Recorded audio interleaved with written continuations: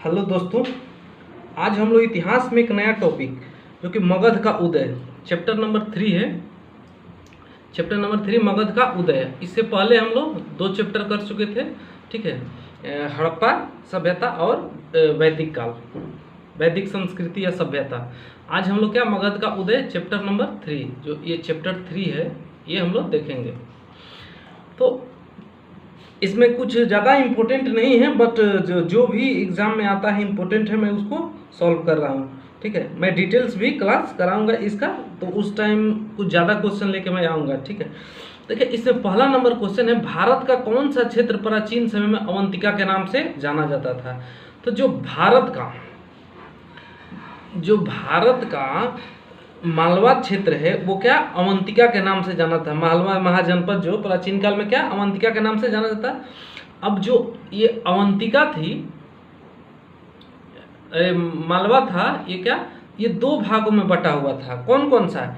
एक उत्तरी अवंती और दूसरा दक्षिणी अवंती, ठीक है। तो जो उत्तरी अवंती थी, उत्तरी अवंती, उसकी राजधानी क्या थी?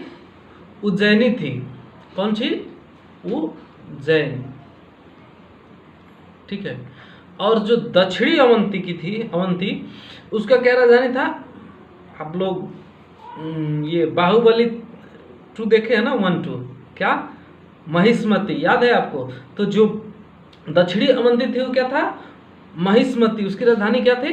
महिष्मती थी, ठीक है। चलिए नेक्स्ट क्वेश्चन पर हम लोग देखते हैं। नेक्स्ट क्वेश्चन को, क्वेश्चन नंबर 2 है, आजीवक एक संप्रदाय था। आजीवक एक संप्रदाय था, किसके समकालीन था? तो देखिए, ऑप्शन ए हो गया बुद्ध के समकालीन, बी हो गया बौद्धों से अलग हुई एक शाखा, और सी हो गया चवार्क द्वारा स्थापित संप्रदाय, और डी हो गया शंकराचार्य द्वारा स्थापित संप्रदाय। तो ये जो आजीवक संप्रदाय है, ये किनके?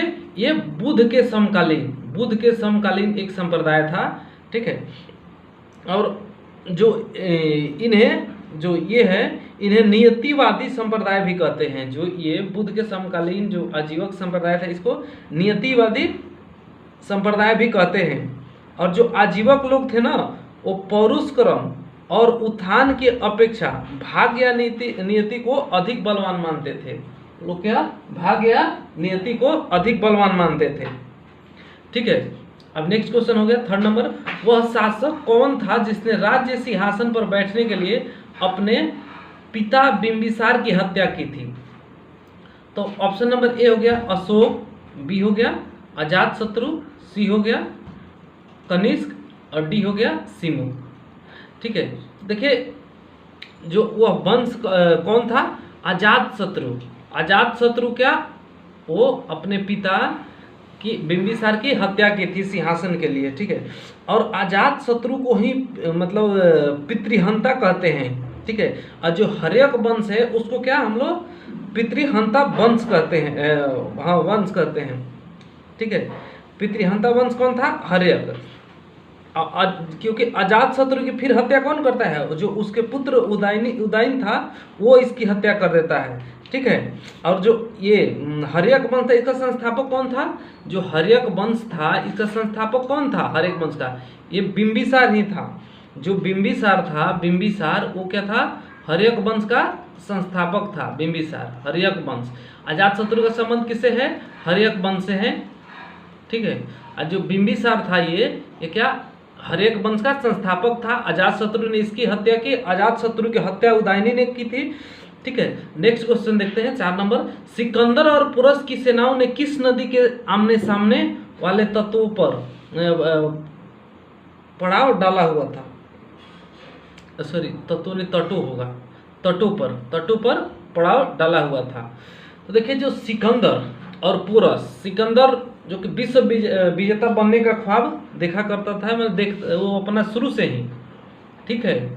तो जब ये पुरस के साथ अपने युद्ध में आया, ठीक है, तो वहाँ क्या किया कि जितने भी जीतते आ रहा था, और यह जो युद्ध हुआ झेलम नदी के तट पे हुआ था, ठीक है। और 326 ईसा पूर्व, 326 ईस्वी पूर्व यही युद्ध हुआ था।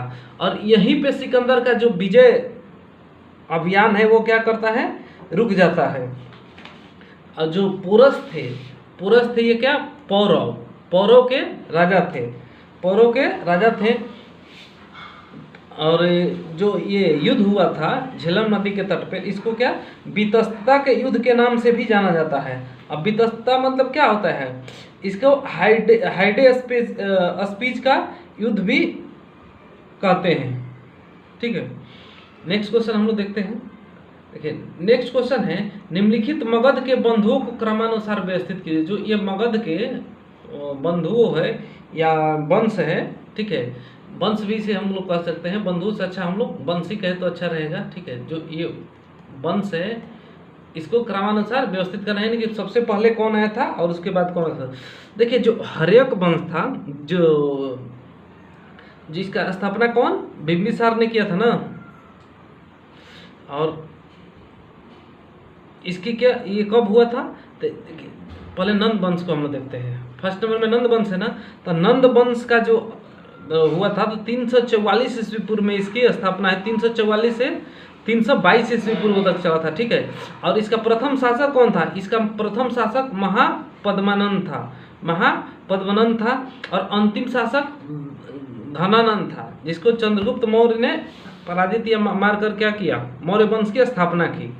ठीक है, अगर और दूसरा कौन था, शिशुनाग। देखिए इसका कब हुआ था, 344 ईस्वी पूर्व में, और 322 ईस्वी पूर्व तक ही रहा था, कुछ ही दिन के लिए रहा था। लेकिन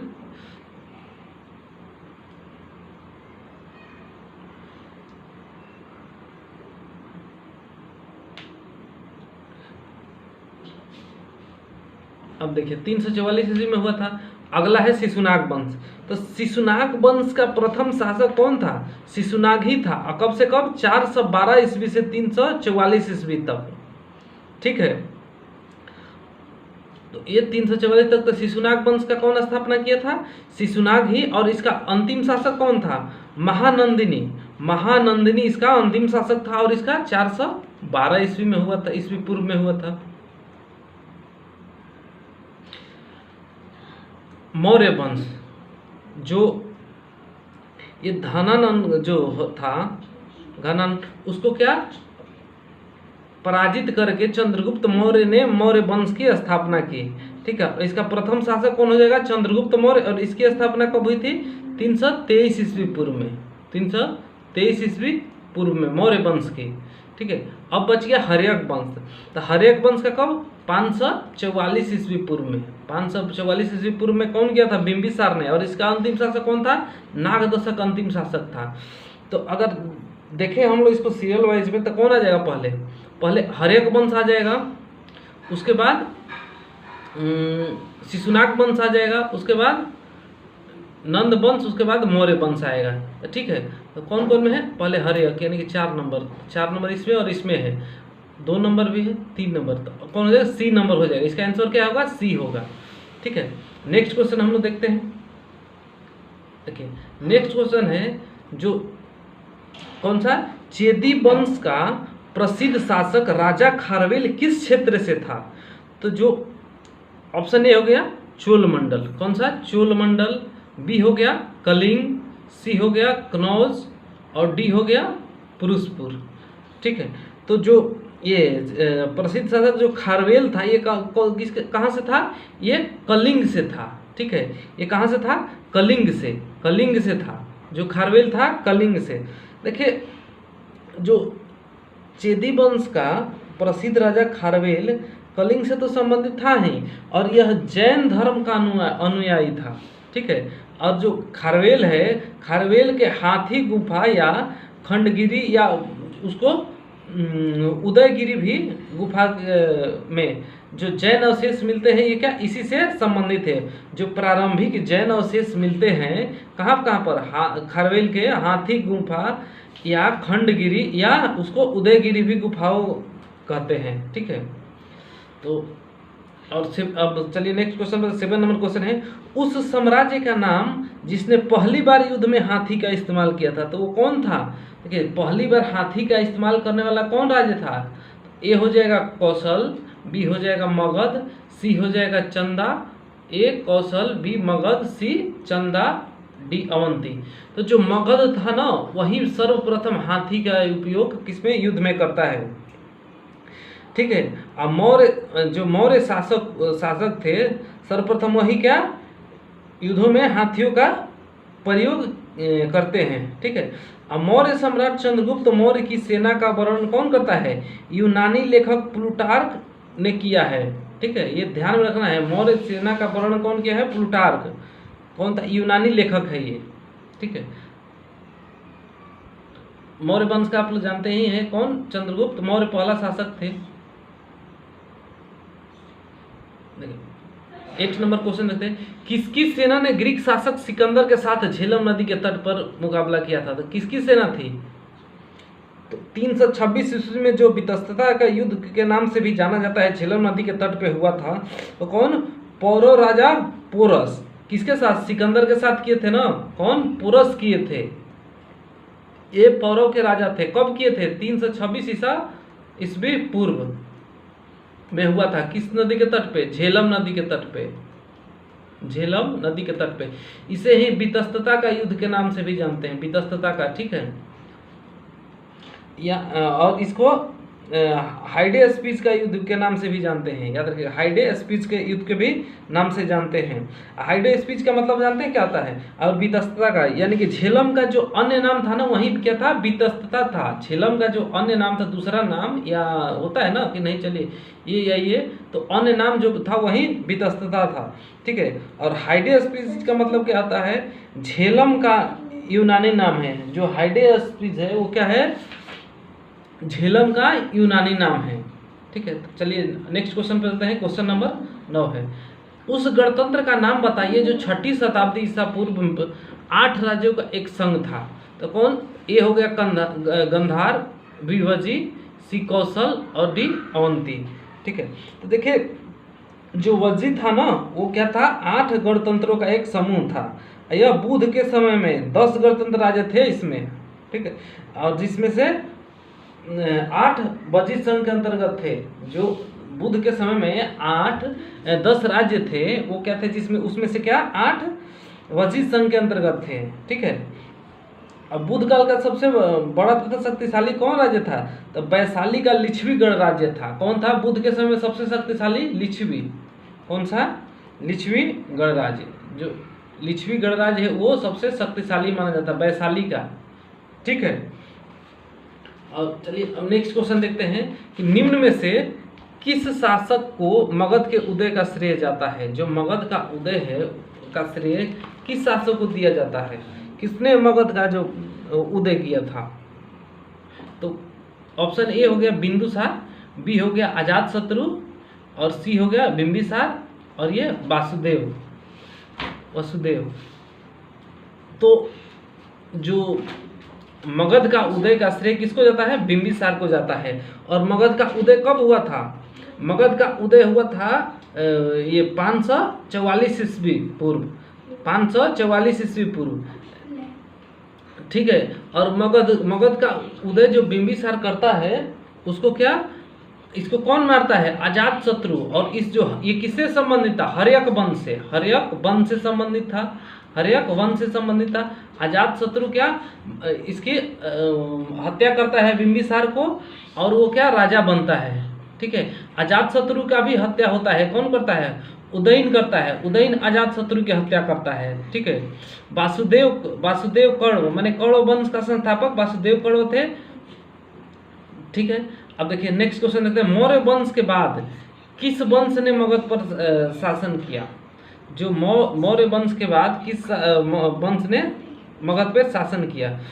तो देखिए ऑप्शन ए हो गया सातवाहन, बी हो गया शुंग, ठीक है, सी हो गया नंद, और डी हो गया कण्व। तो जो मौर्य वंश के बाद जो शासन करता है वो कौन है, शुंग वंश। कौन सा, शुंग वंश है जो मगध पे राज्य करता है। ठीक है, देखिए मौर्य वंश का जो अंतिम शासक कौन है, बृहद्रथ है। और प्रथम शासक कौन होता है, चंद्रगुप्त मौर्य। ठीक है, चंद्रगुप्त मौर्य कब बनते हैं, चंद्रगुप्त मौर्य मौर्य वंश का शासक कब बनता है, तो 323 ईस्वी पूर्व। ठीक है, और अंतिम शासक मौर्य वंश का बृहद्रथ था, जिसकी हत्या करके कौन हत्या करता है? बृहद्रथ की हत्या उसके सेनापति पुष्यमित्र शुंग ने की थी। ठीक है, और जब पुष्यमित्र शुंग बृहद्रथ की हत्या करता है, उसके बाद क्या करता है? शुंग वंश की स्थापना होती है मगध में। ठीक है, अब पतंजलि जो है ना इसके समकालीन थे। ठीक है, अब पुष्यमित्र शुंग जो था वो कट्टर ब्राह्मणवादी था। ठीक है, उसने 2 अश्वमेध यज्ञ का भी अनुष्ठान कराया था। जो पुष्यमित्र शुंग था ये क्या कट्टर ब्राह्मणवादी था और इसने 2 अश्वमेध यज्ञ का अनुष्ठान कराया था। ठीक है, देखिए नेक्स्ट क्वेश्चन है और आज का अंतिम क्वेश्चन इस चैप्टर का। ठीक है, नालंदा विश्वविद्यालय कहाँ स्थित है? तो नालंदा विश्वविद्यालय कहाँ? राजस्थान, असम, बिहार और गुजरात। तो नालंदा विश्वविद्यालय कहाँ है? ये बिहार में स्थित है। ठीक है, देखिए नालंदा विश्वविद्यालय ये पटना के पास, मतलब पटना से लगभग 80 किलोमीटर की दूरी पे है। ठीक है, कहाँ? नालंदा में। और इसे 2016 में वर्ल्ड हेरिटेज माने विश्व विरासत स्थल की धरोहर सूची में शामिल किया गया है। जो नालंदा विश्वविद्यालय है इसको क्या वर्ल्ड हेरिटेज में कब? 2016 में, ध्यान रखिएगा, इसको पूछ सकता है। 2016 में इसको क्या शामिल किया गया है। ठीक है, और जो इसका निर्माण कौन कराया था? तो गुप्त काल के शासक थे। कौन? एक कुमार गुप्त थे। कौन? कुमार गुप्त ने इसका निर्माण कराया था। नालंदा विश्वविद्यालय का कौन? कुमार गुप्त ने नालंदा विश्वविद्यालय का स्थापना की थी। ये गुप्त वंश का शासक था। ठीक है दोस्तों, आज के लिए बस इतना ही। अगर आप लोग को ये वीडियो अच्छा लग रहा है तो लाइक कीजिए। ठीक है, चैनल को सब्सक्राइब कर लीजिए ताकि आने वाली वीडियो का नोटिफिकेशन आप सबको मिलता रहे। और इसको शेयर कर दीजिए अपने दोस्तों में ताकि वो लोग भी इस वीडियो का लाभ उठा सके। ओके, थैंक यू, मिलते हैं नेक्स्ट वीडियो।